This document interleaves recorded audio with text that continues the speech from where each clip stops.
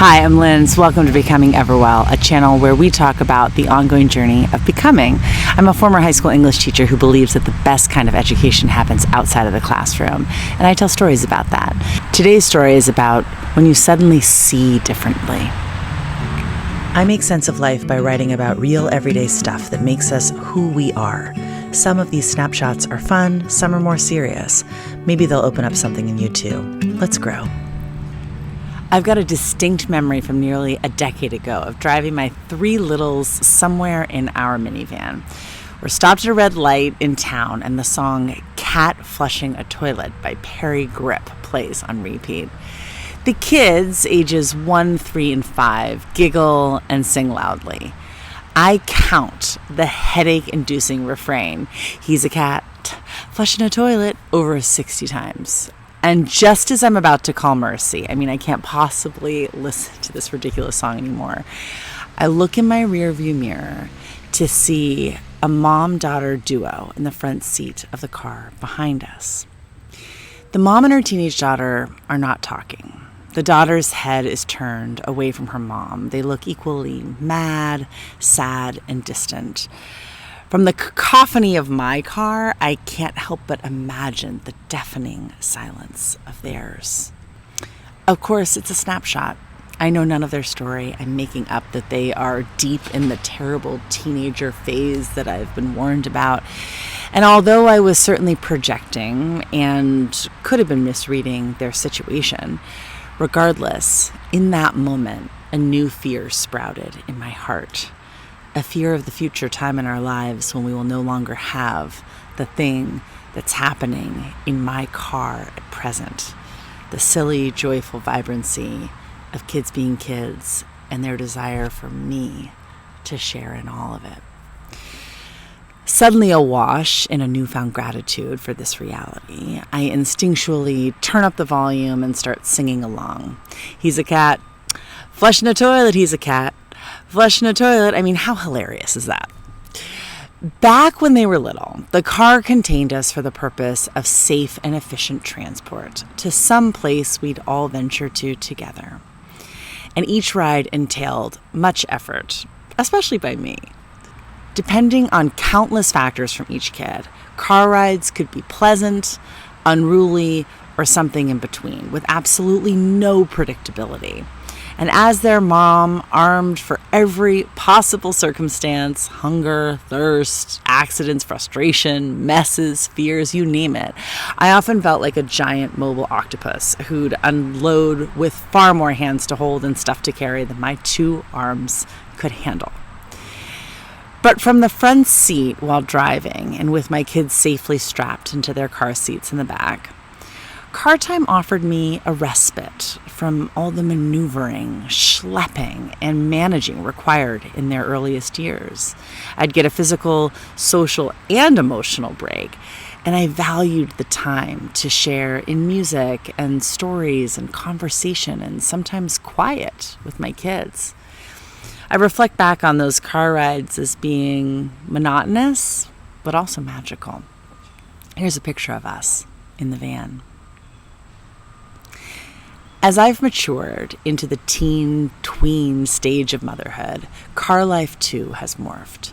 The kids mostly deal with their own stuff. Much of the time, I'm not unloading with them, but best of all, we now share the front seat. My oldest now looks to be the same age of that anonymous front seat teenager from years ago. And at times, I'm sure we could be glimpsed in someone else's rearview mirror as appearing to be somber, disengaged, bored, grumpy, bummed, or disconnected. Relaxed faces can be so misleading. But I'll tell you what is not happening in our car.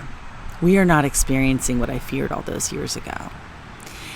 As we're driving here or there, sometimes we talk, sometimes we don't. Sometimes we smile, sometimes we don't. Sometimes we're animated and lively, sometimes we're restful, sometimes we're goofy, sometimes we're serious. Sometimes the ride feels too short, sometimes it feels too long. Sometimes I ask questions, sometimes I listen. Sometimes we blare music, sometimes we sing along. Sometimes we talk through a frustration.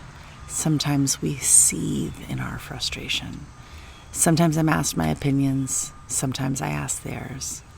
But mostly, side by side on the road to the next scheduled thing, void of the world's noise, in the car together, we calmly exist. The car is our safe place to simply be, no matter how anyone has shown up. In the destabilizing landscape of adolescence, our car time feels like a sheltered cocoon of time, home to the spaces in between the action of their days. Whether I'm driving them to school, a practice, a friend's house, or a job, some combination of their social, emotional, intellectual, and physical energy will be required of them when they get there. And that's no small deal for their growing hearts, minds, and spirits. But car time is consistent and safe, which is monotonous and also magical. Today, when I pass countless parent-teen duos in the car lines to various destinations, in the momentary snapshots I glimpse into their respective cocoons, I see a whole different story than I used to imagine. Whatever their expressions, I imagine their inherent connections, the built-up years of committing to the unique shape of their bonds and clear depictions of real love. At least that's what I hope I'm seeing. And my fear has morphed too. I now fear the future time when driver's licenses will take away the thing that happens in my car at present, the shared downtime and closeness to my kids as they're ever becoming themselves. But I also have a sense that some dear gift that I simply can't yet see will shine through with the next stage as well. I sometimes wonder what's come of that anonymous mom-daughter duo. Of course, I'll never really know.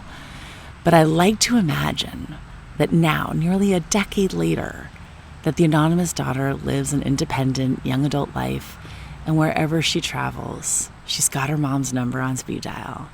And with a click of a button, she trusts that they can easily find their way right back into their safety of their long-established cocoon. Let's grow. I'm Lindsay Hurdy. Learn more about me and my offerings on my Substack, lindsayhurdy.substack.com. Please connect with me there. It's my favorite place to be, and all of my essays are written there. I so value your viewership, and I am sending love your way today and always. Until next time. Be sure to like and subscribe and click that bell to get alerts for new posts. I'd be ever grateful.